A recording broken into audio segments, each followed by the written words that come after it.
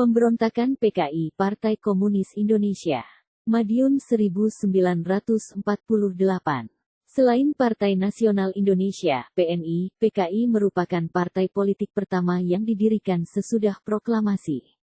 Meski demikian, PKI bukanlah partai baru, karena telah ada sejak zaman pergerakan nasional sebelum dibekukan oleh pemerintah Hindia Belanda akibat memberontak pada tahun 1926. Sejak merdeka sampai awal tahun 1948, PKI masih bersikap mendukung pemerintah yang kebetulan memang dikuasai oleh golongan kiri. Hal ini terkait dengan doktrin Dimitrov yang menyatakan bahwa gerakan komunis harus bekerja sama dengan kapitalis dalam rangka menghadapi kekuatan fasis.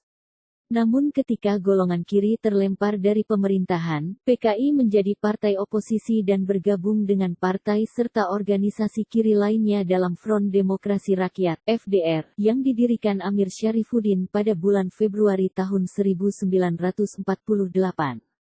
Pada awal September tahun 1948 pimpinan PKI dipegang musuh.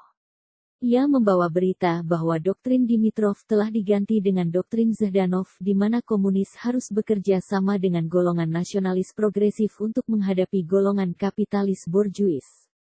Musso lalu membawa PKI ke dalam pemberontakan bersenjata yang dicetuskan di Madiun pada tanggal 18 September tahun 1948. Pemerintah Indonesia telah melakukan upaya-upaya diplomasi dengan Musso, bahkan sampai mengikutsertakan tokoh-tokoh kiri yang lain, yaitu Tan Malaka, untuk meredam gerak ofensif PKI Musso. Namun kondisi politik sudah terlampau panas, sehingga pada pertengahan September tahun 1948, pertempuran antara kekuatan-kekuatan bersenjata yang memihak PKI dengan TNI mulai meletus. PKI kemudian memusatkan kekuatannya di Madiun. Pada tanggal 18 September tahun 1948, Musso memproklamirkan Republik Soviet Indonesia. Mengapa PKI memberontak? Alasan utamanya tentu bersifat ideologis, di mana mereka memiliki cita-cita ingin menjadikan Indonesia sebagai negara komunis. Berbagai upaya dilakukan oleh PKI untuk meraih kekuasaan. Di bawah pimpinan Musso, PKI berhasil menarik partai dan organisasi kiri dalam FDR bergabung ke dalam PKI. Partai ini lalu mendorong dilakukannya berbagai demonstrasi dan pemogokan kaum buruh dan petani. Sebagian kekuatan-kekuatan bersenjata juga berhasil masuk dalam pengaruh mereka. Musso juga kerap mengeluarkan pernyataan-pernyataan yang mengecam pemerintah dan membahayakan strategi diplomasi Indonesia melawan Belanda yang ditengahi Amerika Serikat (AS). Pernyataan Musso lebih menunjukkan keberpihakannya pada Uni Soviet yang komunis. Di awal pemberontakan, pembunuhan terhadap pejabat pemerintah dan para pemimpin partai yang anti-komunis terjadi. Kaum santri juga menjadi korban.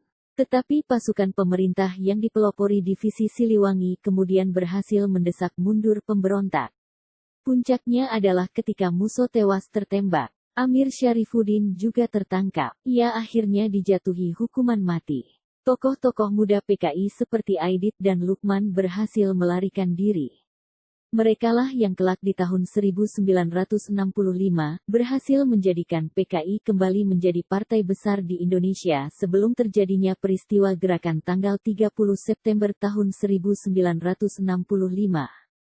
Ribuan orang tewas dan ditangkap pemerintah akibat pemberontakan Madiun ini. PKI gagal mengambil alih kekuasaan. Upaya membentuk tentara Indonesia yang lebih profesional menguat sejak pemberontakan tersebut. Berbagai laskar dan kekuatan bersenjata liar berhasil didemobilisasi, dibubarkan.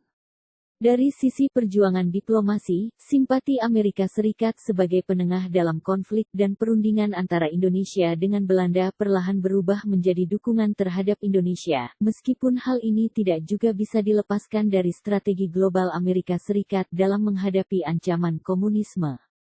Tetapi hal terpenting lain juga perlu dicatat. Bahwa konflik yang terjadi berdampak pula pada banyaknya korban yang timbul. Ketidakbersatuan bangsa Indonesia yang tampak dalam peristiwa ini juga dimanfaatkan oleh Belanda yang mengira Indonesia lemah untuk kemudian melancarkan agresi militernya yang kedua pada Desember tahun 1948.